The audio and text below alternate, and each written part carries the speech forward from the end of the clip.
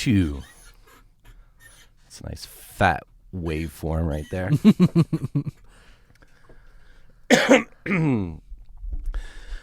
Welcome to Six Flicks today. Welcome to Sick Flicks. My name is Mike. I'm Dalton. You'll have to forgive us. Dalton is doing the human penis. I'm trying to plug in a drill. Today is Body Double and Crimes of Passion.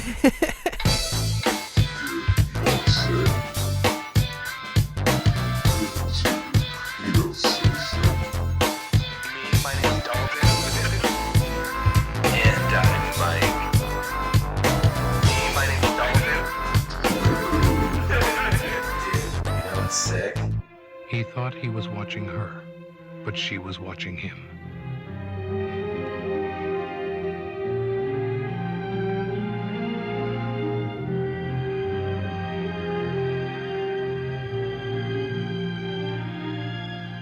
He thought he was trespassing, but he was invited.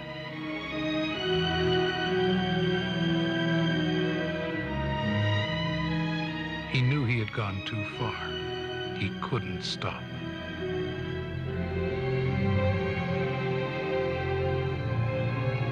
He saw exactly what she wanted him to see.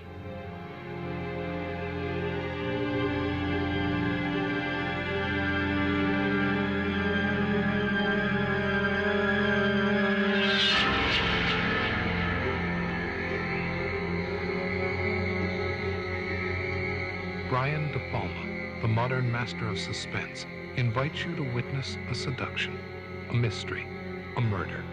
Body Double.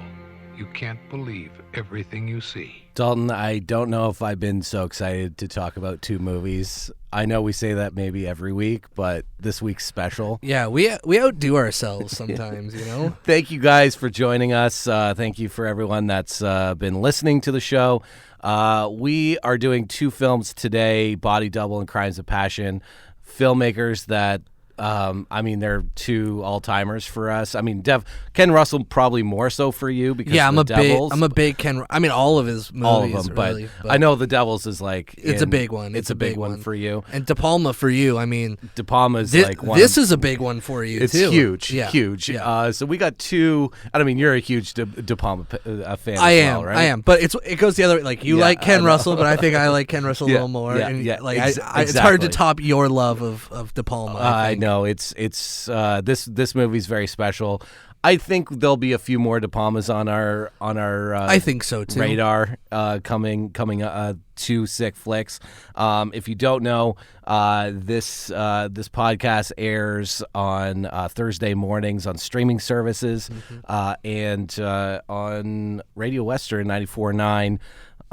Radio Western 94.9. And it's a little bit of a cut version.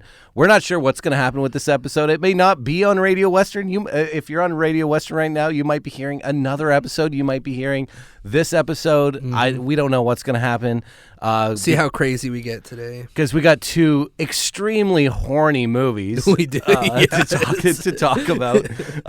And I can't be more excited to talk about these two films. This is our last episode of 2025. Yes. Which is kind of crazy. It's a Christmas gift to ourselves, I think, doing these two movies. Yeah, it's awesome. So let's just get right into it. We're going to kick things off with Body Double. This movie is... I've had a pretty long relationship with this movie. Sure. Up and down, you know. Okay. You don't know exactly... It's hard because the movie... I know there's going to be so many fucking puns in this movie. It is hard because when you come to this movie, dude, it's just going to one after another. When you come to this movie as a teenager in the 90s, yeah, you're watching it for one thing only. And there isn't anything about story or craft or who De Palma is. It's one thing only. Then, for me, coming through film school and then rediscovering who De Palma is, and he's also the guy that did, Mission Impossible. Yeah. which is also a weirdly horny movie. I feel like all of his movies have like a hint of it in some way. Like absolutely, he can't avoid it. But and you know what? I think it's a good time to mention this because it's very obvious. But this is I think one of De Palma's biggest influences he wears on his sleeve is Hitchcock, of course. Right? And this movie is his most Hitchcock movie. Like it's Rear Window, Yeah. But that I think it stems from like Hitchcock was also like an old pervert, Yeah. And all of his movies, despite like the era they were made in, they're kind of horny for. No, they're not kind of horny. They're very horny. Yeah. And he was just stopped by the code, obviously, and he did his best to. Make movies inside of that system. If he was allowed, he would have made Body Double. That's the thing is that, and it's one of my biggest irks with I don't know what you want to call it, the academia of film. Sure. People, the more intelligentsia, if you will. Yeah. When they use Hitchcock as this sort of standard of, oh, this is what suspense is, and this is what horror is, and this is quote unquote, before it was a term, elevated, right? This isn't schlock. Yeah. I don't read his movies that way. I think Psycho is an extremely pervy, voyeuristic film. Is. If there is no code, there's sex and nudity in that movie, and that's the thing is that he's probably going like full incest route with Psycho, like as far as he can go with it. Absolutely. Yeah. So speaking of Psycho, we got an Anthony Oh, Perkins movie today. We do. Yeah, we do. Really excited to talk about him in that movie. Yeah, me too. Running around with a giant silver dildo. Yeah. Vibrating, by the way. That can also like cut ropes. And like he wants to kill people with it. Yeah. I mean, I'd use it too. It's dude, awesome. It's awesome. It's so awesome. Two quite big phallic symbols. One actually being a phallus. Dick. Yeah. One being sort of a substitute. Yeah. In both these films, but So the whole Hitchcock thing, as you were talking about with De Palma, is De Palma is the version of Hitchcock with the gloves off, right? Yeah. And they are different filmmakers. They're interested in different things, obviously, but they movie, take similar routes to get there. Absolutely, they do. And as you said, this movie is his most Hitchcock, I think. Yeah. So like I was saying before, my journey with this movie, going from horny teenager to film school, then you start looking at this movie in a different light. You start analyzing it. As you start to analyze this movie, it kind of falls apart and isn't as enjoyable.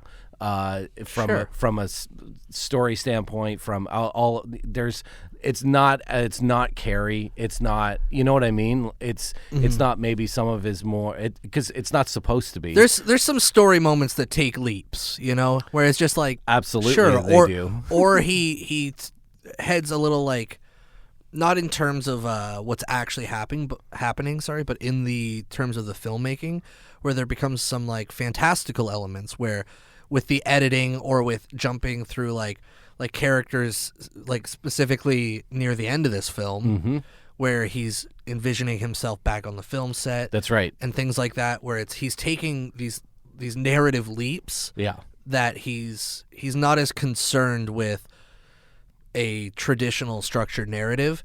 This film feels very, and this isn't meant to be a derogatory term, but it's very style over substance. Absolutely, it is. And I think, in terms of De Palma movies, I mean, you can look at like Carrie is very high style, and I think this one is his style as far as he wanted to push it. Like in terms of, there's a few of his movies that get there, but it feels like he was really trying to hone his craft more than, I'm trying to tell this incredibly deep story or something like that, And I think it really works for the kind of movie it's trying to be. Well, and that's sort of the third act of this journey that I take is when I was rediscovering again De Palma, because there's always a rediscovery. It comes into your life, and different times. As a late 30s man at the time, I was just like, no, you know what, this This is what I'm fucking into, dude. Yeah, Like, yeah. I don't need some highfalutin, academic reason what to like De Palma. I don't. Yeah. This is a horny movie about a guy who likes to watch chicks undress. That's what this movie is. Yep. And it ruins his life. And it ruins his life. Now, one of the things that I was alluding to in terms of like when you start analyzing it is the convoluted nature of the why, right? Yeah. And the why being like this. Once you start breaking it down as to what the villain of the movie, he wants to kill his wife, so he's doubling as this guy. He hires a porn star. He ropes in The this plot's cuck. ridiculous. Like it's so absurd Yeah. that's what I'm saying. That when you start to break it down, Yeah. it doesn't really make any sense in the sense of like it's not realistic in any way. It's pretty dumb actually. It's so over the top. Like the scheme. The scheme is that's what I'm saying. Yeah, this is in terms of your journey with the film. I have a similar journey except I didn't watch it as like a teenager. I didn't see this until college. And when I was a teenager, I was into things like Hitchcock and I was into the big Hitchcock, Kubrick, Spielberg. Like those were my guys. And then in college, you start to dip your toes in different pools. Is there? There's got to be something else. And out there.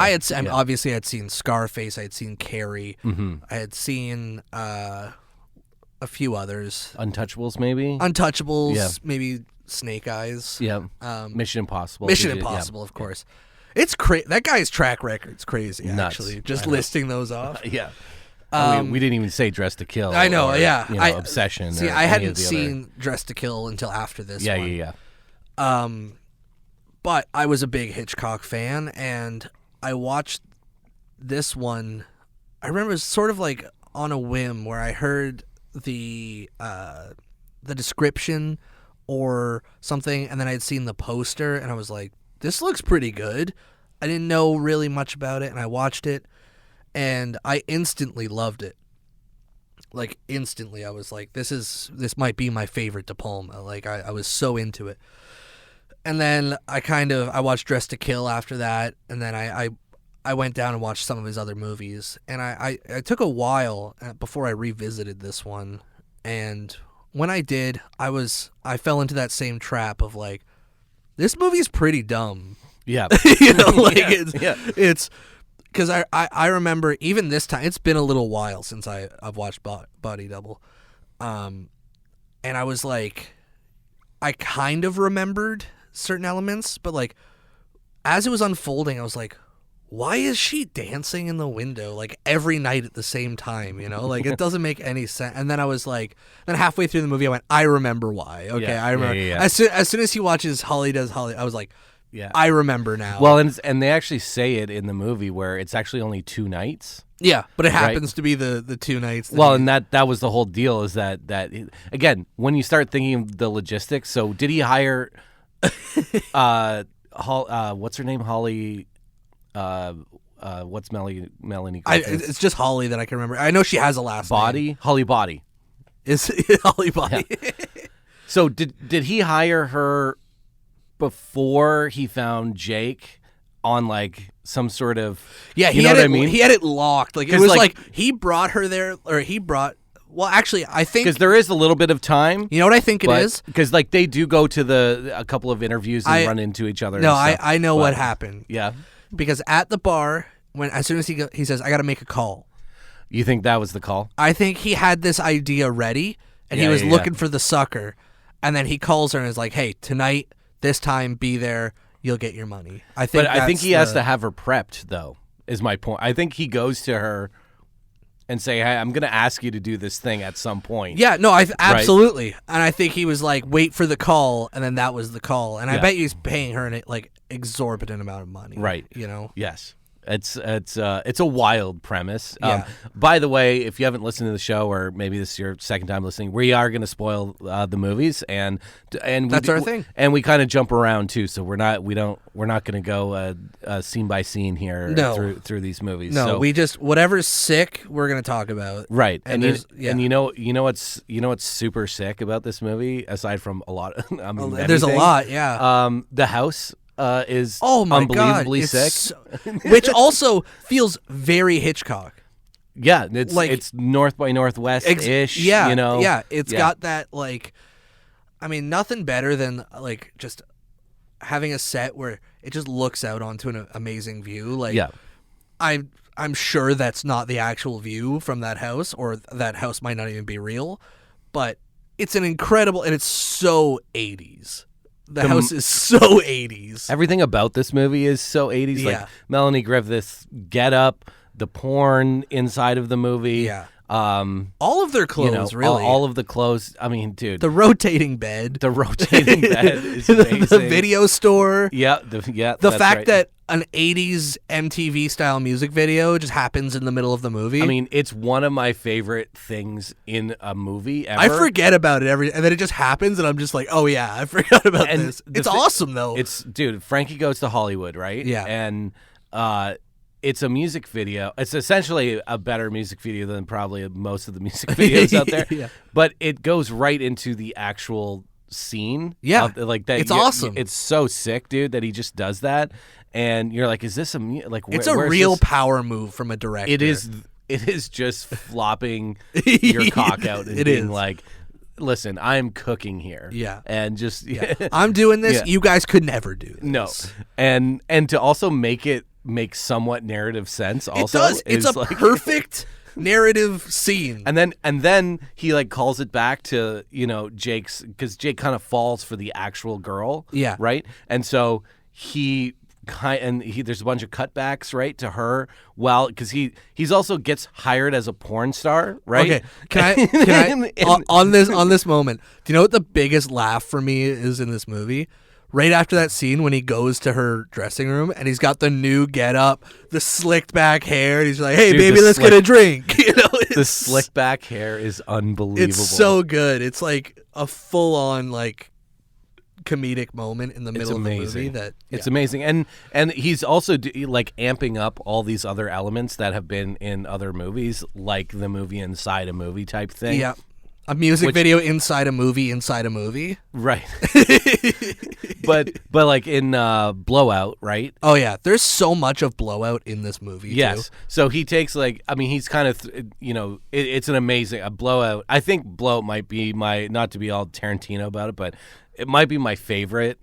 It's really close between between Body Double. When I watch Dress to Kill, Blowout, I'm like, this is the best movie he's ever made. It's so good. And then when I watch Body Double, I'm like, this is the most fun I've had watching a De Palma movie. Yeah, it's unreal. But so he bookends the movie Body Double with a movie. With a movie. But he goes I think a little bit further with this one, right? Yeah. There's just the credits of this movie. The credits are unbelievable. So good. I mean, here's the thing: it's the Leo meme, right? Like Dennis Franz, who is also very sick in this movie. He okay, is. as the director, literally says, "Hey, can we get the body double in here?" Yeah, I know. It's the Leo. Oh, he said the thing, right? But Don't move your hand. Don't move your hand. So there's, as far as I can remember off the top of my head, there's 3 quote unquote body doubles here. Yeah. Because you have the Melanie Griffith switch with the wife. You have the villain playing both villain parts. Yes. Right. Which I have a question about in a second. Yeah. I was like, yeah. And then you have the body double at the end, which is also, so you actually have 3 body doubles in the movie, right? Yeah. Now, the first time, if you can remember the first time that you saw this, did in any way, shape, or form, were you surprised that Sam, I think is his name, is the killer, and then also, well, is the husband, and kind of threw this whole thing into motion, and to that when he peels his skin off, was that surprising? Not when it happens, but like the idea of it is surprising, but by the time he actually does it, you know. Right. You know, so it's less surprising. But the like, because I mean, it's the worst makeup job, you know? Also, they just keep calling him an Indian, which is of course. Which is crazy because I'm like, first of all, like outdated, you know, terminology and everything, but like he doesn't look like one. He's just and also like be more accurate to call him like an ogre, you know, like. Well, and that was my other question is like, if you saw that person in real life, you'd call somebody. Yeah, you'd be like, get this guy off the street. You'd be like, this doesn't look like this is a person in a mask. It also, like, for a disguise, why make yourself the most, like, draw attention to... Memorable. Yeah, like, what did he look like? Well, I can tell you exactly what that guy... Because no other guy on planet Earth looks like that. There is no other person that looks like this person. And he looks... like he's gonna do something terrible. Right. Now this is the other thing in the same light as this, and this could be an updated thing in the sense of I splurged and got the Indicator Blu-ray. Okay. Which looks amazing. Yeah, nice. The first time I saw this, however, was on a television, 4:3 television, VHS, right? Yeah. Now, when you watch this on a 4K television, a Blu-ray copy, when it is the first time that Jake is seeing the husband in the room across, like, you know, after he sees the girl do the thing, like when she's attacked, and the first, not when she's attacked, but the first time that she sees, when he he's sees slapping the husband, her around, yeah, you know it's the guy, you know 100%. It's crystal clear. It's crystal clear. Yeah. It's the same. No, they do shoot it in a way where it's like it's a little darker. It's a little darker, or whatever. But I had the same experience. I'm just saying, you're like, oh, better. that's just the dude. There's no, like, they would have had to hide it in a different way. I wonder what it looked like on film when it was run. Like, is it more shadow? Did they darken it? Because there is a lot of like dark scenes in this movie, a lot of shadows. But when it's... I can tell you, at least from my memory on the VHS copy, you cannot tell. No, you can't. I've seen this on VHS. I own a VHS of it. Yep. The only two De Palmas I own on VHS are Body Double and Dress to Kill. Dress to Kill? Yeah. I'll keep that in mind for future... for future... I do have Christmas presents. I do have Scarface, actually. Oh, yeah. But everyone's got Scarface. I do also want to say that I think probably my favorite sequence is the mall sequence. Another ludicrous, absolutely insane thing to put in your movie. But this is one of the great things about this film is that it has no real interest in dialogue. No. The sequence, it's shot really well. It's shot very well. Basically when he gets in the car and clocks the wife, follows her to the to the mall. There's this whole mall sequence. He of course then is watching her change in the he gets caught again. He's like the biggest. He's the worst spy peeping Tom on planet Earth. The worst peeping Tom. He's just like sitting outside like a Victoria's Secret, being like. And there's no one else around him, but it's still and also the husband is there in his getup. That's what I wanted to mention. So, but that whole sequence, is it's hard to pick my favorite, but the sickest thing about this movie, but. That whole thing, it's just because like the first few times I watched this movie, that it always seems so insane that it was just this elongated following, and there's no dialogue or hardly any dialogue. Like there's just this long sequence of it's a good length of time. It's a good length of time, but it continues after that too. It keeps going. It's so sick though. That whole sequence is Do you know what's unbelievable. The most unnecessary thing about that scene? Is the husband does not need to follow his wife. Right. What is he going to accomplish? I don't know. He knows who she is, what she's like, where she's going. Is it just to get him like all worked up and interested in it? Yeah, I don't. Like I don't get the motivation there. I also love, this is a small moment, but I love when he's in the tunnel after he tries to. Yeah. And he just does the little like woohoo moment. We love that in movies, dude. We love he that. just does that like when he's going away. I think he turns and looks at. Yeah, him he or like something. And I really such like an absurd moment. So I'm with you in terms of that. That's probably my favorite scene, but I would go a little further and say my favorite part of that is actually. I could go with two things. One, the elevator. When he first sees her in the elevator, runs around, and then the tension that all of that brings.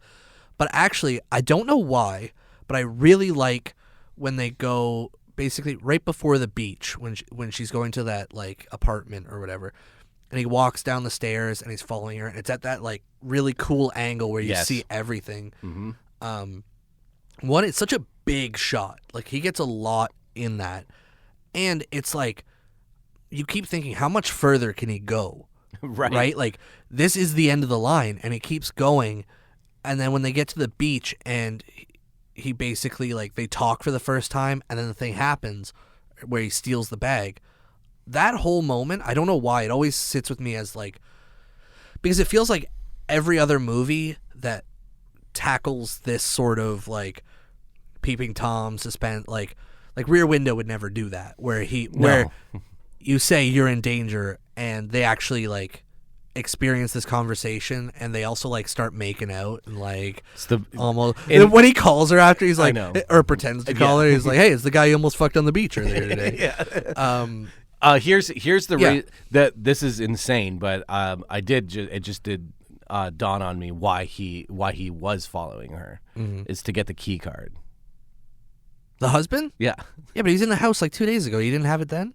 No, that's what he steals out of her bag is the key card because the cop says that, right? No, remember? I know, but like, so that's what he took out of her bag. So he doesn't have a key to his own house. So that whole sequence was to get that key card. Yeah, I forgot about that. Yeah, but like he doesn't have a key to his house. I mean, I don't know. He was, like I said, he was in there a few days ago. He was, yeah. You know, maybe she changed the maybe, yeah. But that was literally like I can almost hear the conversations of like why is our villain there? We got to give him. He's got to get the key card. He's got to get something. Yeah. He's got to get something. Yeah. And then it's a 15-20 minute sequence in the movie to get there. But it's like the sickest part of the movie. It is. It's so awesome. I mean the other sickest scene, which I mean, is Melanie Griffith, is that the scene? Because that scene's pretty sick too. I would say is the actual murder. Dude, the murder. The cord in the wall. It's unreal. Is so funny. It's so funny, dude. But it's also like it's the perfect Hitchcock moment, you know, where it's like the cord is tightening and you're like, dude, there's no way it's just gonna unplug, you know? And then there's like a close up of But it brings you that like hope and relief where it's just like, oh, he's gonna save her, and the shot of the dog attacking him and the blood coming through the roof, it's crazy. Like it's it pulls, not only does it pull the hope like out of you, but you're like, it's gnarly. There's so much going on in the scene. I would actually say him getting to the house and trying to find his way through the dog, everything, the murder. That's actually probably my favorite scene. Yeah, it's really good. It's really good. It's really so well constructed. It's so well edited. I love the shot of the socket or whatever it being pulled out. Yeah. And then you see, and then he quickly cuts to the drill bit stopping. Yeah. Because you're like, okay, it's fine. And then just to have that, I mean, I don't know. I'm sure he probably saw it, but it's literally like the cover of Slumber Party Massacre. Yes, yeah, 100%. But he is standing over the chick. Yes, and he is. The giant drill goes through like it's like through his legs. Yes, I mean it could not be more on the nose. Yeah, it's the most on the nose thing, but it's awesome. It's It is a really and really in terms of, you know, blood and guts and violence. It's the only real violence in the or overt violence in the movie. I would say overt, but like you get glimpses yeah. of like when he hits Melanie Griffith on the head in the car. Of course, I mean the ending, I guess, but It's still not that. It's still, I mean that scene, but I think that's a really smart thing to do to like hype up the insanity of that scene, and I mean it's a very memorable image to have the drill bit come through the ceiling, and it's why the violence is so shocking. Yeah, with the blood too, just like drilling through. I mean, it's a very memorable... and he's bleeding from the dog attacking him. Yep. There's like, it culminates in like a truly like bloody scene, and that's it for the movie, really. Yep. Like I'm trying to think of any other. The sex, on the other hand, or the nudity, on the other hand, it's there's some. Watching it this time, I was like, I will say I watched Crimes of Passion first. Right. So I was like, which version of Crimes of Passion? Because there's two versions of Crimes. At least, there's. I watched multiple. the one that was on Tubi last yesterday. Well, here's the question: when she's giving him the BJ at the beginning of the movie, the client, the BJ at the beginning of the movie. Do you remember if they cut to her face or not? That's the big that's one of the indicators. I don't remember. Okay. There's also I think an overdub where she's like says instead of love, like in the cut version she says love, in the uncut version I believe it's cock. So she says cock for sure. Okay. So and also how long was it? That's the other thing. If it was longer than, I mean, I guess we could just pull up Tubi right now. Yeah, but okay. If it was longer than 100 minutes, then it's the uncut version. It was longer than 100 So that's minutes. the uncut version. I remember Tubi coming through. Yeah, Tubi knows what's up. Anyway. Yeah. Body Double, not Crimes of Passion. Yeah. But what I was saying was, since I watched Crimes of Passion first, it kind of tainted. I was like, there is significantly less sex in this movie than I remember there being. Well, there's like no sex in the movie. That's what I mean. But there's a lot of nudity in this movie. There is, and there's also like suggestions of sex in this movie, like there's a lot of like foreplay that doesn't go anywhere. Yeah. You know? But I think that's the nature of the movie too, is like it's a horny movie. And it's the whole movie is teasing you constantly as an audience member, right? Yeah. Even we're watching the woman through the window, right, and everything, but it's more of like he's not going to get anything out of it. No. Right? Yeah. Neither are we. Yeah. You know, and he's very skillfully structuring the movie in a way that feels like, and I guess that's why the super bloody thing feels like the climax of the movie, but it's like the inciting incident of the movie. Yep. It's such an interesting structure to this one. Well, and also to give, I mean, what a lead role for this guy to play. First of all, he's a cuck, right? He's a peeping Tom. Yeah. But then also he has this weird quirk where he's like claustrophobic. Which is like, I mean, this is all just like, it's just so insane to put onto like one actor to in a De Palma movie. He also plays like multiple characters in the movie. Yeah, he like does. He pretends to be other people. Well, there's a little constantly. Hardcore, right? Yeah, element absolutely. to it, Absolutely. Right? And so he kind of tries on that persona. Another sick flick. Another very sick flick. Hardcore Paul Schrader. Do it for Father's Day. Yeah, we got it. I think we got to do it for Father's Day. That's my Father's Day movie. I watch every Father's Day. It's awesome. But definitely some similarities in this one. Sure. I like how, I mean, again, this is very term I like to use is high school. Yes, English. English high school, but high school English class. But I love the bookend of him. Me too. Not being able to finish the scene. And that because he's in a coffin or whatever, he gets kicked off that movie, goes through this whole insane journey. And then he's in a like almost literal coffin. That's right. Yeah. Well, and then he has to get through that, which then helps him get the job, and then he's back on the job, right? And that's how the movie ends, is him, you see him, he's back in the role, right? And that's I love that bookend. You know what's really interesting about the ending of this movie is the lack. Keep your hand still. Got to keep your hand. Yeah, got to keep your hand still. But before that, there's the lack of resolution between his story and Holly's. It's like she I don't know if it's like, oh, well, once the police come and everything, like, things are sorted out. I'm sure they'll never see each other again, regardless. Right. But does she believe him? Does she... I think he is a fucked up pervert who has done horrible things throughout this movie. Yeah. So I don't think he deserves the redemption. But it's an interesting, like, but he did save her, and he did do everything he could to save her. He doesn't do the classic Hollywood thing of he doesn't get the girl and get exactly. But he does, essentially he gets his job back. That's what he gets. Yeah. Right? Yeah. It did click also while you were saying that's the only actual sex, I think, in the movie is the two of them after the Frankie Goes to Hollywood sequence, right? Is like, because they actually bang, right? Yeah. And remember the guy's like, the cum shot. We need the cum shot, right? And then she even calls it back later. I should have known. He didn't even know what a cum shot was. Right.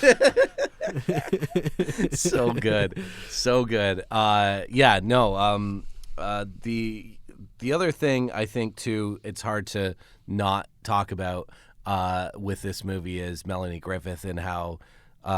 I don't know. I get, and bigger picture being like just how De Palma sees, or his cameras see, the things that he likes or the images that he likes to portray, specifically with the female form, and he's very interested in that. And I don't think there's a movie more on the nose than this movie in terms of that. In terms of like the voyeuristic nature of voyeurism. Not even just the window shots, but like every time she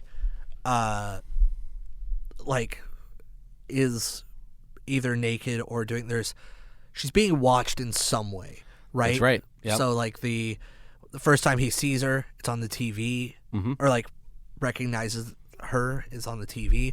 The time he actually has sex with her, on camera. Yep. Surrounded by tons of people. Yep. It is a very interesting angle, and it's I thought it was interesting because when we talked about pairing these two films, we just kind of were looking at like more of that erotic thriller type deal with a little bit more kind of edge or violence to them. Yep. And it didn't click to me until I was rewatching them. How there's a lot of similarities, and like especially with like the peeping Tom nature of it. I mean, Bobby. Hey, Bobby! Hey, Bobby! Bobby's I think the lead character in Crimes of Passion. Yeah. I mean, he's watching. He's filming them. He's hired. He's hired to spy on them. Yeah. Yeah, and I thought both of them have. And of course, Anthony Perkins with the peephole and everything. Well, and the duality of Kathleen Turner's character. I mean, it's a body double. Yeah. There's a lot of similarities. It worked out a lot better than I thought it would as a pairing. So, as we transition into Crimes of Passion, body double, is it sick? It's body double is so sick. Like it was. Give me your final thoughts. What's your takeaway? On this rewatch I was looking forward to this, so it was one of the reasons I brought up Body Double as a suggestion, was because I was like, I just want an excuse to rewatch it. Like I can just rewatch it anytime, but I was like, I want to like watch it with a purpose. Yes, and really get into it. And it was such a good rewatch, but it felt. So I think you're the same way. We both love movies about Hollywood. Love it. Right? And watching this, I was like, this is one of the most Hollywood movies I've ever seen. Yeah. In terms of its content, its subject matter, its location is Hollywood, but it feels it's about an actor. But it feels more Hollywood. And I guess that comes from some of the Hitchcock nature of it. It's like hot girl I always say like the most Hollywood thing you can have is a beautiful woman dying a tragic death. Like that's as Hollywood as it gets, right? And Hitchcock knew that, De Palma knows that, and the culmination of like him going for the full Hitchcock style on a commentary about Hollywood to me, it felt like one of, which is something I've never, taken away from this movie before, it's one of the most Hollywood movies I've ever seen. Yeah, absolutely. I mean, even down to, excuse me, even down to the title "Body Double" is a Hollywood thing, and it's well, sorry. What I was talking about is the actual physical title on screen is on a backdrop, and then it gets moved away, right? Classic. Which is unbelievable. It's funny that most movies about Hollywood do that. Yeah, Yeah, it's awesome. It just gets me going and gets a little clap from me every time. 100%. And I think this is one of the best. I think my letterbox just says De Palma-ing. Yes. And this is the best example of that. Is he's just at the height of his powers. That's the thing. It feels like the most De Palma movie that you could make. Yeah. And it's weird. It's at a weird time in his career, like when you look at like what comes before and after, where it's kind of a smaller like project for him. Yep. But he puts everything into it. Like he goes for it. Well, it's why filmmaking is one of my, if not my favorite thing. Watching films, taking films seriously is and like taking film watching seriously. Yeah. And talking about filmmakers that take something like this movie that should be B level at best. Yeah. C level, right? Yeah. Its concept is very trashy. It's the most trashy. Yeah. And he takes it. I love when people and film take things like something so dumb so seriously. Yeah. And it's some of my favorite films do that. I was just re-listening to an old Outside the Frame episode, and that's one of the reasons why I love Teeth so much. Yeah. Teeth should be a 50-foot vagina with teeth, like in in a trauma movie. Yes. But that movie is not that. It actually has something to say. Absolutely. It's shot in a way that is really interesting. But it takes a really dumb concept and treats it very seriously. Yeah. And I mean, Team America is another one Team America is the opposite, and this is what I was going to say, which I love is I love that when it's a dumb concept taken very seriously, but I love it when it's very serious subject matter told in the dumbest possible way. Right, but in that you could also, the way that I look at it is, what if we did an action movie with puppets? Yeah. Right? So that is very stupid. Right. That is, yeah. Right. So, but if you take it, they worked really hard on it. Right, and that's where you get kind of what you were saying, like, because the bigger idea with Team America is something serious, serious and and very strong social commentary. That's right. See, I think Monty Python is my usual thing, where they take the highest themes and ideas, like Ivy League, schools of thought, and then bring it down to the lowest level of comedy, and it's genius, right? Yes, so I love those two polar but if you're in the middle or you're missing the mark, it doesn't work for me. It doesn't work. And De Palma is just so this kind of film is just one of those ones where I know it seems weird, but at the end of the day, like when I throw on this movie, it's just such a comfort movie. It is. When I hear that ding ding ding ding ding ding, it's so good. Ding, ding, ding, and I'm just like, I know what's going on. You know what I mean? It's just such you feel in safe hands. Right. And it just brings me back to a certain period of time when I saw that movie for the first time, and just like it there's just this energy in that movie that is just I love watching this movie, even though it is just really dumb, or it should be really dumb, and everything in it is just like, I mean, the lead is, I can't remember that guy's name, Craig something or other, and I don't really even know what, I don't think he went anywhere else. I mean, obviously Melanie Griffith is huge, went on to do huge things. I was looking at a lot of their filmographies while watching it, because I'm like, they all look like somebody that you're like, oh, I've seen them in something else. And I was like, really? Only she did kind of other big blew up for sure Yeah. because of this movie. But anyways, all I'm saying is that there's just, at the end of the day, for me, this movie is just some people put on The Office or Friends. Yeah. I can put on this movie and just be like, yeah, dude. And any version of this movie, I love putting this movie on VHS. I've watched it on DVD. Looks good every way you watch it. It just looks awesome, and it's just so much fun watching this kind of movie where you just know the gloves are off. De Palma's gloves are off. He's cooking. Mm-hmm. He's just cooking at the highest level. Again, De Palmaing Yes. at 100%. So yeah, I mean, if there ever was a movie that was sick for sick flicks, It's Body Double. it would be Body Double. But It did confirm to me that I have to get the Blu-ray of it. You should. I think you'd really enjoy. It'd give you another excuse to watch it. Yeah, but, exactly. And then if it's on the shelf, I'll watch it more, because watching it this time, I was like, I could watch this movie a lot more than I do. Yeah. And it's such an easy watch. It's such an easy watch, and it's so awesome. Very sick. Very sick. So that will get us through our Body Double discussion. Next up, of course, is Ken Russell's Crimes of Passion. Suddenly, there's no more home, no more family, no more anything except a woman and a world of pleasure that must be explored to the very end. Kathleen Turner, Anthony Perkins, in a film by Ken Russell, Crimes of Passion, the most talked about movie of the year, rated R. Okay, Dalton.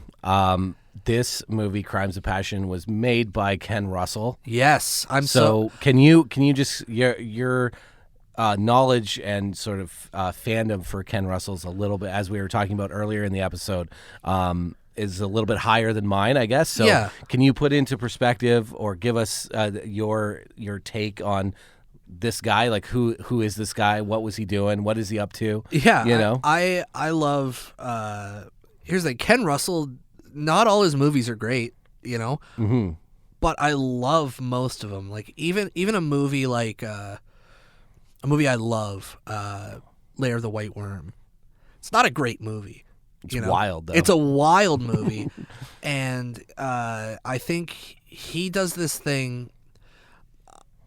Looking back at older filmmakers, I feel like we, like viewers, give people a lot of credit to like movies that have existed for a while rather than nowadays. So like if you watch a new filmmaker and he makes like a middle of the line film, but he's made a bunch of bangers, you're like, I'm disappointed, I'm gonna give it a lower rating or whatever. Yes. But when I go back and I discover a movie where it's like, oh, I love all these movies, and I was like, oh, that was interesting, like that's a different angle. And Ken Russell is one of those people that I first kind of discovered that with, where I love The Devils, I love Women in Love, I love Tommy, I love Altered States. Those are the bangers.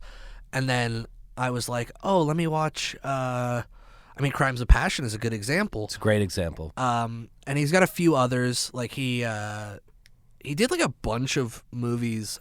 I don't know about a bunch. A handful of movies about like historical figures, where he takes like interesting angles for them, which some of them are not amazing, but I'm like, this is such an interesting movie. And I realized my perspective on modern films was changed by the way I view Ken Russell films.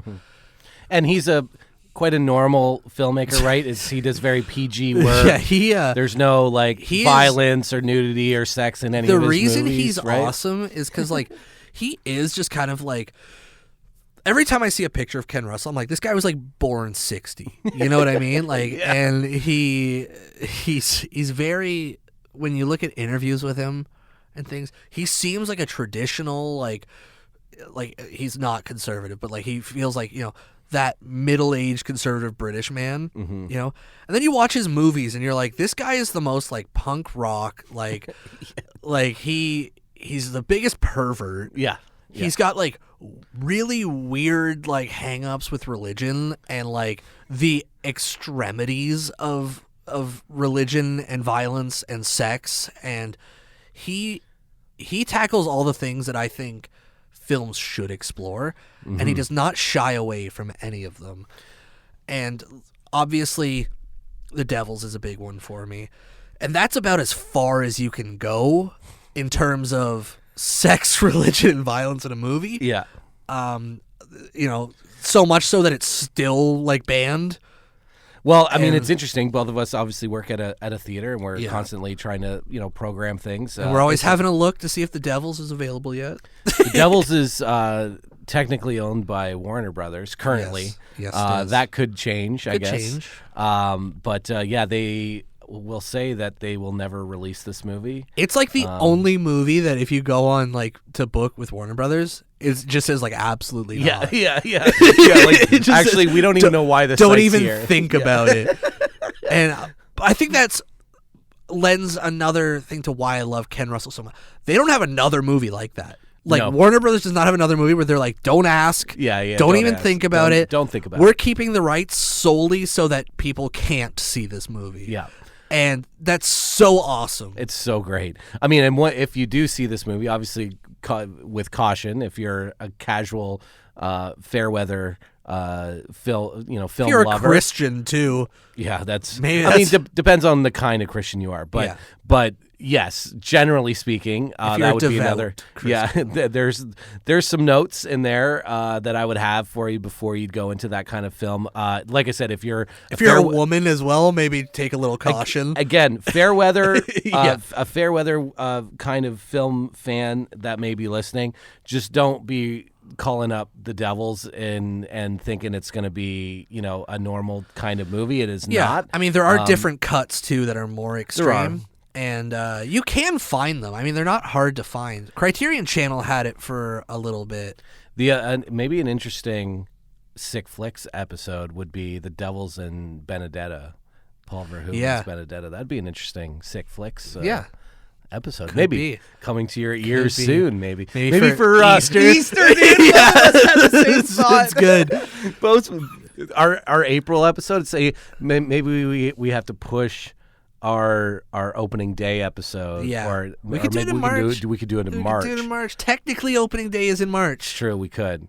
So we could do our baseball, our sports-related episodes in Yeah. March. We're just working out our Yeah, we're just gonna have a work out listen our- at what we're gonna do in the Yeah, in future, the guys. future. It's great radio. Okay, here. that's a great setup for if you don't know who Ken Russell is or a little. Do you have much experience with Ken Russell? I know you've The seen Devils obviously Devils? was at a time this came into my life around the time where I was pretty aggressively seeking out banned taboo type films. So you start with your it's very similar to drugs and alcohol. It's like Yeah. you're gonna have a shot of Fireball, have a and, like, puff at the party. have a quick puff at a party, and so you get your You're chasing it. you're chasing it, and all of a sudden you get to your Last House on the Left, and and then you get to things like Salo and I Spit on Your Grave, and you start going into the European stuff, and this movie's going to come up. You're gonna hear about it. Whether you can find it or not, it's different. It That's right. has no video release. But what's interesting is you were able to get me a version of this movie that had some stuff I hadn't seen, that I had only read about and heard about.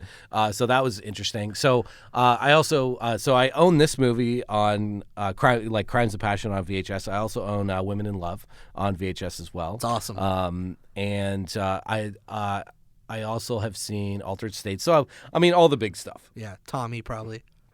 I don't think I've ever fully seen Tommy, but Okay. I'm also not a Who fan, right? Sure. Is Yeah, that it's the the- Who movie?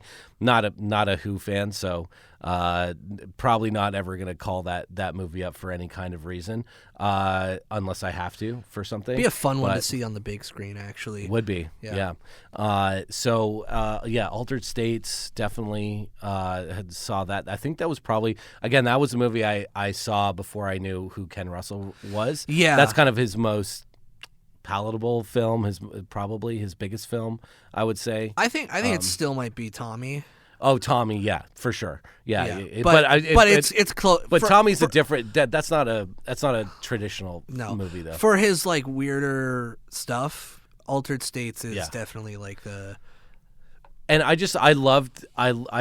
I really connected with the punk rock nature, as you were speaking of just exploring really interesting themes. All of those things that you said that he's interested in, that's what I'm that's why I was making films and why I wanted to make films. I mean, my first feature film was about the Antichrist, and that there's a lot of things there. I rewatched The Devils, I think, around that time. I tried to seek out almost every movie about some kind of religious thing. Now, not everyone, but like the big ones for sure. Yeah. So I rewatched a ton of that stuff in that year leading up to shooting that movie. So yeah, I mean, I just really connected with the taboo punk rock like nature of the kind of films that and the kind of themes he was interested in and the kind of movies he was making. So yeah, I mean, I was so interested in The Devils and the things it was talking about. You wrote your own version. That I wrote my own version as a feature length script. That's a wild thing to do, but I've done the same thing. I did it with Coheed and Cambria. I was so into. There's this band called Coheed and Cambria, which is a wild name for a band because they're two characters of a giant story that the lead singer wrote. And now Claudio has written novels. I just popped up on my feed today that they're re-releasing the novel. I of course got the novel on its first run. I have all the comic books, some of the original stuff from that you could only get at the concerts. It was kind of, this is right around 03, 04, 05 when you had to go on message boards to like figure out why is, because their lyrics are very odd. Like I could read you a whole song and you'd be like, there's English in there, but none of it makes sense. And so I did the same. I was so infatuated by the story that when the novel came out, I decided to take my own stab at like what a screenplay would look like. So I know you and I have the same kind of thing. When something just like you obsess over it, and it's like nothing. You have to find a way to like, I don't know, get your own take on it, like 100%. Grab it by the horns. I'm sure you have a couple of people like this too, but like I'm pretty sure the only person that has read it all the way through is my brother, and I literally just wrote it so he could be like, yeah, that was sick. Yeah. Because we'd just be like, it'd be awesome if this was a movie, if someone, because it is literally like what's happening, and it's a Marvel type superhero type story, but it's very adult in a lot of ways, but it has a lot of really interesting characters and ideas in there. So yeah, I mean, it was just like, so we could be like, hey, yeah, that was sick when that was on the page that you wrote. Well, speaking of very adult things with interesting themes. Crimes of Passion, dude. Crimes of Passion. Man, this movie. I mean, I asked you about it in the earlier part, in the body double part, but there is a couple of different versions of this movie. Yeah. And so I decided I've seen both of them. I think there's actually 3, if I'm not mistaken. There could be only 2, but I know I've seen 2 different versions. But I decided this time to watch the VHS version, which is about 10 minutes shorter. Okay. And takes out and overdubs some of the sexual language, takes out some of the nudity. It's crazy they always have to do it with Ken Russell, Right. It's like we gotta limit you a little bit, dude. You're cooking too hard. But the reason why I wanted to do it is because I love the sleaze factor of watching this movie on VHS. It's so sleazy, dude. Yeah. Like, so this movie stars Kathleen Turner. Yes, it does. A big relationship with her. I think the first time she popped up for me was Romancing the Stone, Jewel of the Nile. My mom loved those movies, so growing up we'd watch those. I thought she was gorgeous. Then you start to discover some of the other work that she's in. Body Heat. I was gonna say I was waiting for it. Springs to mind. Which was actually going to be the film we did instead of Body Double. Instead of Crimes of Passion. Instead of Crimes with Body Double. Yeah, the two bodies. Yeah, we were thinking about it. And I would have been okay with that too, but Crimes of Passion, it is such a fun movie. It is. And it's a crazy fucking it's movie. Insane. And it has Kathleen Turner at a pretty, like, I mean, this is, whatever it was, mid-80s, I think. Yeah. So, she's a star of she's of note, we'll say. Yeah. Also, Anthony Perkins is in this movie. Yeah. Yeah. It's crazy. And it is in the realm or in the ballpark of your erotic thriller. Yeah. But it has, in the same way Body Double has, it has this surrealist quality about it. This almost, I would almost say Monty Python-esque, almost a Monty Python type of thing, in the sense of like, and it's one of my favorite things about the movie is that Kathleen Turner plays this prostitute, sex worker. China Blue, hooker, as you would say back in the day. Yeah. If you were Frank from It's Always Sunny. Yeah. And like I said, one of my favorite parts of this movie, and I wish they almost did it more, is her in these scenarios. They're almost like vignettes. They are, yeah, absolutely. And that's what I get. That's what I'm talking about. They feel like sketches. They feel like sketches, and they're these absurdist things. Like she comes out in a nun costume at once. Oh, it's so good too. I mean, she does the flight attendant thing. Like the opening scene, she was like full dominatrix. I mean, it's so great, and what a great so Kathleen Turner gets to work with Ken Russell, and then play this part that is all of these different things, and act alongside Anthony Perkins, and then have Anthony Perkins hanging around doing whatever he's doing with a giant this silver movie dildo. has on my rewatch here, the one thing I kind of forgot about is how many stories there are in this movie. Yes, like there's a lot of through lines here. There is, to the point where I'm like, you could lose entire characters in this movie, but I really like that it's constantly like one thing on top of another, and it's creating like this really full world, And you know what's great about that is it allows him to use, to cut between these storylines so that nothing feels too elongated. No. And it makes the movie like slip by so quickly, and most, if not all, the things that are happening on screen are awesome. I will say maybe this movie might not be as well known as Body Double, so very briefly we can, as I mentioned, Kathleen Turner plays China Blue, a sex worker, and you kind of follow her exploits, but at the same time you're following this married couple kind of on the rocks, and this the husband is hired to follow China Blue, or sorry, not China. Well, it is. China Blue, but Kathleen Turner's other alter ego, who is at this plant, this underwear plant. I think, she's like a fashion designer. She's like a fashion designer, a female, but they're making like panties and stuff like that. Yes. Anyways, he's hired as a private investigator or to spy on her because the boss thinks she's messing around with Joanna is her name. Joanna. So he's going to follow Joanna, which is played by Kathleen Turner. And then he finds out, as the audience now, we're kind of a little ahead of him, but finds out that she has this double life of China Blue, right? Yeah. And she's playing all these different parts and characters for various, I think, for various reasons. It's kind of interesting why she's doing that, and she's also like, from what you can see, quite a successful business person, but she's choosing to live this like sleazy life at the same time, or what most people would consider sleazy, and it drives her into a world that makes her come across some interesting characters, like the Anthony Perkins character. One of the most interesting characters ever put on screen. Well, speaking of, you said one of the big themes for Ken Russell and in Ken Russell movies is religion. So, Anthony Perkins plays a priest or a preacher of some kind, but who's always guilty or feeling guilty, having to repent all the time because he has all these urges. He has a bag full of goodies, Yeah. which is one of my favorite moments in the movie. There's a battery pack in here somewhere. I swear. Yeah.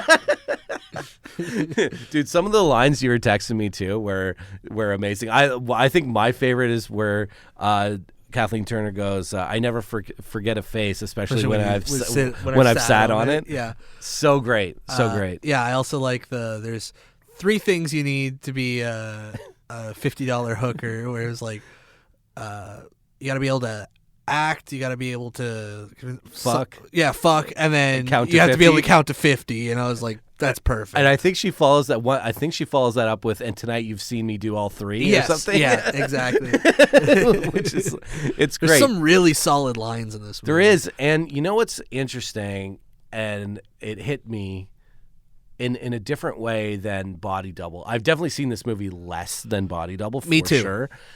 And it was part of, very briefly in my Letterboxd review, is that there's some really earnest parts about this movie. Yeah. I'll point out a couple of them that hit me. The conversation between the husband and wife, Bobby, hey Bobby, Bobby and his wife, where they're talking about how she doesn't he's like, "Why don't you want to have sex?" Yeah. And like she won't respond to that, and then she's like, I don't want it the way that you want it." And it's like this It's a really good scene. It's a really, really good scene. Yeah. Yes, it's maybe somewhat antiquated, somewhat and somewhat passe, but the nugget of that conversation is, it's a really honest, very honest scene. That's the other thing I like about Ken Russell so much. He'll do all these insane things in his movies, right? Like everything, but the heart of the story is usually some sort of romantic thing, or just a relationship between 2 people. Mm-hmm. And like something like Women in Love is very much so like that. But then he adds his own flair, like, 2 dudes completely naked, hammered, wrestling for like 5 straight minutes, and it rules. Yeah. But it's like those moments are flair on top of some really good, honest, heartfelt filmmaking. I mean, even The Devils is like, the story is like a man who has been terrible his whole life finally falls in love, and the whole world catches up to him to destroy him. Like that is the heart of that story. Yeah. But there's all this other crazy shit going on. But because he has those really honest, heartfelt things, his movies are able to get away with those other things, and it makes it really impactful in a different way. That's not just shock value. The other couple moments I wanted to point out was the moment where a woman pulls Kathleen Turner over and offers her a little bit more money to go to the house. So good. To go to her house so that she can have sex with her dying husband. Yeah. That's such an again, it's not played for laughs. It's really sad. It's very sad. And then she leaves the money and then walks out, like she hasn't even put her clothes on, and she's just like, the way she talks to him, the way she reveals herself as Joanna to him, just kind of hugs him. Yeah. And then tells him it's okay. And then and it's like one of the most beautifully tender moments in an otherwise disgusting, crazy movie. Yeah. Yeah. And he does it really well a few times in this movie. So I wanted to just point out those, a couple of those moments. I will say, like a lot of things in the 80s, there's, things are pretty over the top in the 80s, right? Yeah. So you're the Anthony Perkins thing obviously is a little bit of stunt casting, but to me, I don't know. The first time that I watched it, the last scene I think is amazing. Like the climax scene. Me too. The climax of the movie scene. It also feels very De Palma, the final scene. It absolutely does. The 2 things that are highlighted for me are Anthony Perkins on the piano, where he goes the switch. It's so good. It's so good. I was watching it this time. I was like, this is like the best acting he's done in his whole career. This piano moment. And it's like a close-up right on his face, and he just like full crazy. And he's full crazy. And then they do the little bit of stunt casting, right? And the little bit but I remember the first time that I watched it, it got me. Yeah. Like the little reveal. So what happens is that they end up switching places, but we see it through Bobby's eyes, so he thinks that she's gonna die. Hey, Bobby! That's from The Fan, by the way. Yeah, and it's really hard for both of us to. Anytime we hear the name Bobby, we gotta do a little, "Hey, Bobby!" It's De Niro in The Fan. But yeah, they do a little switcheroo there, and you think that she died, but it's actually her pretending to be. Or no, it's like, him. It's Perkins pretending to be Turner, but then Turner has like the nun get up on again, right? And so he thinks that Turner's dead, but actually it was Turner that killed. So when they reveal that it's Perkins in drag, or in her clothes, and he's kind of got a little, you're like, okay, it's a little Psycho, it's a little on the nose. Psycho the movie, not the state of mind. It's also a little Psycho. That's right. But at the same time, it still works. Yeah. Like, I still like it, you know? I mean, I want to get into a little bit more about Perkins' character, because to me, it is one of the most interesting things about this movie. It is. His relationship with her is fascinating. Yes. Because it's like... It starts off kind of playful, and she's, like, all in on it, right? And she's kind of fucking with him, right? Like... And then it gets more serious, but she's also, like... She's really sympathetic to him. Yeah. And like I love when he's watching through the people and then he comes in and talks to her. Yep. It made me think she must know that he's watching. Yes. Right? And the way he comes in and it's like it's really intimate. Like he's playing with her lipstick and he's talking to her. And I was like, there's such a weird thing where like his character feels like it could be from a different movie. Yep. You know, like it's the one thing that's like not grounded in some sort of realistic way. No. And when they're together, I'm like, it makes perfect sense, and their relationship feels really interesting. Like I want to see more of them interacting, even though it's like it's scary. You know, like well, yeah, but at first it's at first it's not. It's more of a like he's just this pathetic guy. Yeah, he's a pathetic guy in the sense of that he's unsure of. You know, he has the religious side and then he has his sort of animalistic desires. So he like needs her, but he doesn't want to need her. Yeah. And that's kind of driving his anger, right? But the way that they're, you know, when she's like messing around with him, like we got to do it missionary. And like, I mean, she has so many great lines. She does. And their back and forth is so great. It's definitely, it's him being menacing is there, but it's just on the surface. It doesn't but like I meant later on. Yeah. Well, and then really, I think what sets it off is when she and Bobby get together, and he witnesses that consummation of love, and because it's something different. It's not. And it's not a sin. It doesn't feel like a sin. It's not right to him. Yeah. And I think, and also that he doesn't want her to be with a person like that. And he genuinely he needs to see her as a bad person. Yeah. Right. Yeah. In order, because he wants to kill her with a giant silver dildo. Yes. Yeah. To save her soul. So when he I know it's when he sees her like genuinely being a person he can feel for, it tears him up inside. And like all the scenes of him in his little fucked up room looking through the people, the people, clutching that dildo, and like it's a crazy thing to ask Anthony Perkins to do, especially in like the 80s. And the guy's been around forever. But I think he's like it's honestly like one of my favorite things he's done. It's so great. It's so great. He has so many, like when we're introduced to his character, when he's just like huffing poppers or whatever he's doing, watching the girl dance. And it's with like, his little and then he gets so fired up, and he goes out and he just starts like preaching, and then he sees Kathleen Turner and just starts like shit talking her, and then like I love it. His slip ups too, and he's like praying, and he's just starts fucking going off. It's like he gets so worked up. It's great. You know, he's amazing in this movie. It's a very sick element of this movie. The other, I really love the way that this movie looks and is lit. Yeah, it's great. I love all the harsh colors and a lot of pinks, a lot of blues. Yeah. And I love the way that this movie looks, especially the light through the windows at her. It's not. I guess it's not a hotel or wherever she's working. Yeah.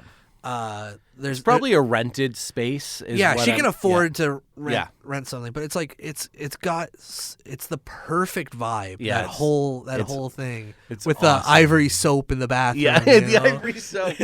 Now we can't go much longer without mentioning another one of my favorite scenes, which isn't as maybe earnest or honest. Yeah. I alluded to it at the beginning of this episode, but when Bobby gets to do his party trick and come out like a human penis. Yes. Come on. It's good. And the whole thing, wife's just so mad. And they're building this whole thing up like he's going to do a magic act. And because he says it before, like, yeah. Should I do my magic act? And she's just like, God, please don't fucking do the So he's like, and well, the thing is they use that as sort of a lead into talking about sex, because he thought that she always liked his magic act, but then she actually doesn't. So then when he kind of gets that vibe, he's like, fuck it, I'm doing HP. That's what they called it, which is amazing. Yeah. And then all his boys are like, HP's coming out. And it's really good and really funny. Yeah. And then we get that really honest scene that happens later. But I just love that scene. Is just, again, why is that in a movie? I don't know, but it's awesome. I love it. It's so much fun. My favorite scene of this movie is the scene I think is the best scene in this movie is it is really a crazy scene, but I think the filmmaking on display, the thematic significance, and the way it just builds with the music and everything is actually when she gets the cop and she brings him in and she's basically like just fully abusing him. Right? Like, she's sticking the nightstick up his ass. She's got him tied up or with handcuffs. He's like bleeding. He's not really enjoying it, right? And she's trying to do her whole act and everything. And then afterwards, she's so like defeated, right, by herself. And then she tries to do her shtick about the ivory soap and everything. And he just spits in her face. And it's like, it's the most, I think, powerful scene in that movie. Yeah. Because it's also like what it comes after and what it leads into is such a, it feels like a montage. I can't remember exactly if it does cut between other things. I think it does cut between other things. But like when you're in that scene, it's so extreme, but the emotions are so high. And like I said, the music is just pounding and the editing is going crazy. And like what is happening on screen is insane, you know? It's for the amount of sex this movie has and portrays, it's the ugliest sex has been in the movie. And I would say so. It's in the realm of a cruising to me when you start getting into that in terms of the ugliness or the potential ugliness of what that can. And it's watching it again, that scene, because I got a lot of Cruising vibes from this, because I think I saw Cruising after I had, like, this movie I'd seen much earlier, and I saw Cruising after, but it has a lot, obviously very different themes, and different kind of movie, but it has a lot of. They're both explorations of the dark side of human sexuality. Correct. Yes, and that's what I was both with their own very big flaws. Well, that's the controversial takes on it. Well, that's the thing, is that this movie, it is like it doesn't flow in a way that is. If you were just to show this movie to, I was going to say a normal person, but like a person that maybe, but like, don't do that. Don't do that. Maybe doesn't know who Ken Russell is, or doesn't know anything about that, or hasn't watched anything like this kind of movie. it is a little bit disjointed at times, and it's hard. And the ups and downs of this movie, of the, as we were speaking about earlier, and the scene that you just brought up too, like the honestness, the depravity, all of that stuff.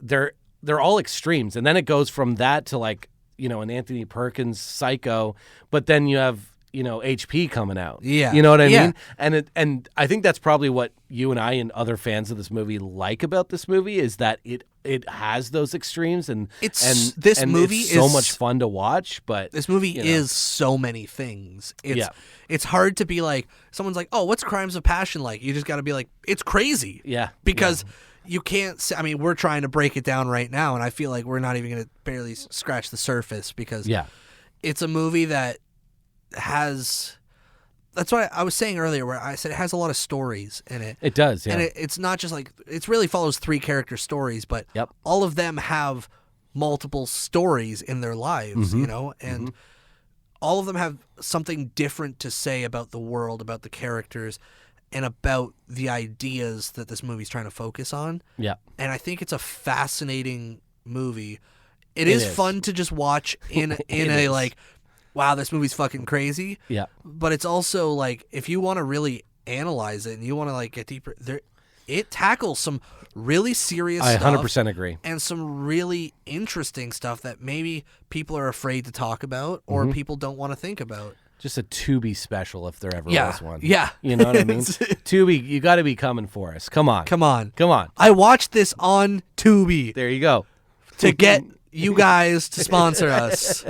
No, this, I'm so glad that, not that, you know, maybe we'll do Body Heat another time. Yeah. But I think this movie was so much fun to rewatch. Yeah. It's so much fun to talk about.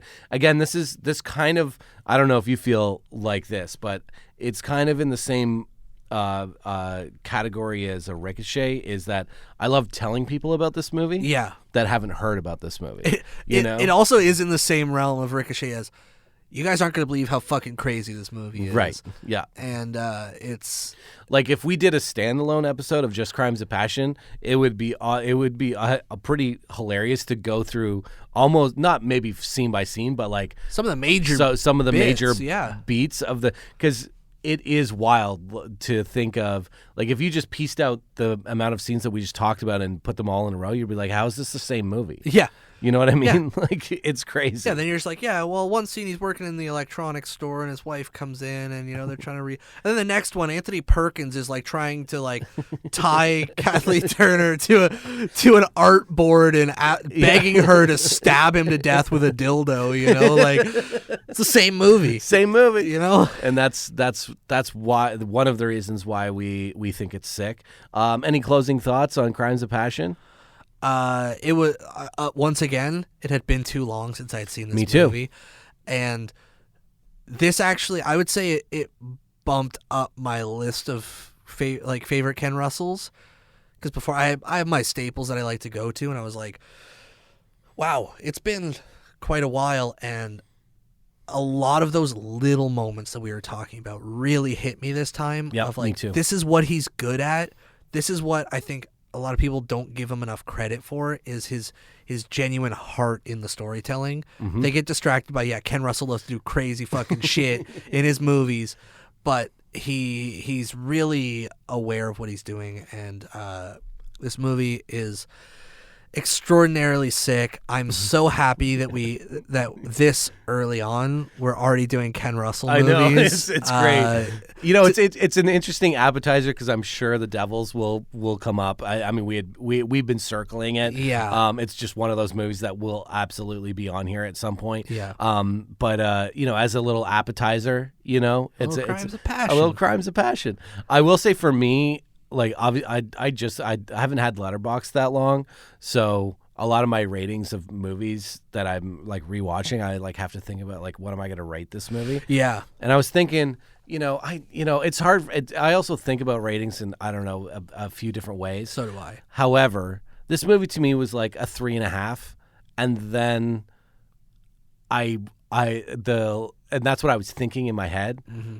And then the last scene, the scene that we spoke about with Anthony Perkins on the piano happened. I was like, That's a half-star bump right there. Yeah, I gave it 4 stars. I gave it 4 stars too. Yeah. And just that moment alone was a half-star bump for me. Would you give Body Double? 5. It's a 5-star movie. Yeah. Okay. Yeah, it's a 5. yeah. I gave it 4.5. 4.5. Yeah.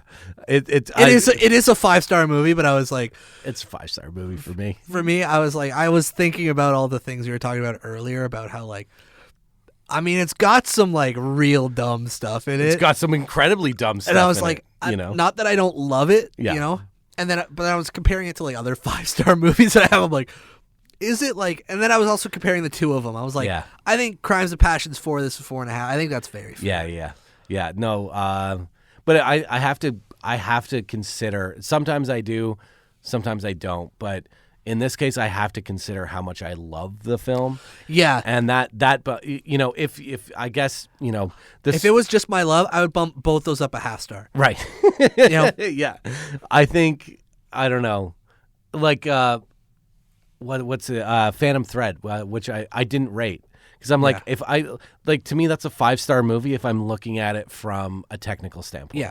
Because PTA knows how to make a fucking technical movie. acting, you know, all the bells and whistles. But it's not your bag. But for me, it's a half-star, 1-star movie. But I can't give Phantom Thread like a half-star. Yeah, like that's you would never insane. hear the end of it from me. Well, like not, but that's not fair to the movie either, No, because it's not a half-star movie. So that I do try to consider those things, but in this particular case, because here's the thing: Blowout is technically, and how much I love it, a 5-star movie. Yeah, and that's a 5-star movie.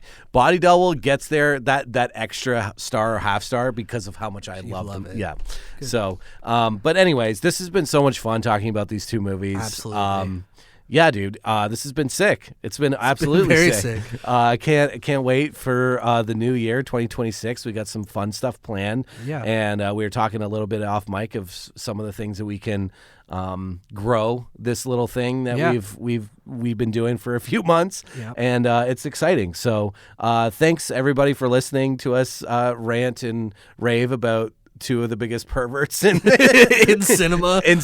And I say that with all love, Yes. not in the negative sense of the word. So yeah, this has just been such a blast. So thanks everybody for listening. I'm Mike, I'm Dalton. and this has been Sick Flicks.